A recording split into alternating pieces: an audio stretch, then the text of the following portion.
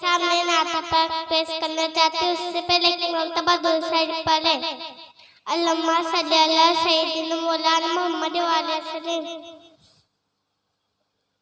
अल्लाह ने मुझको पैदा किया, अम्मा ने गोद में थाम लिया, बाबा ने दी कानों में अज़ा, नन्हा सा दिल नूर हुआ मुझे दुनिया में आने को, पर मुझको इतना बड़ा ये तोहफा ये मिला।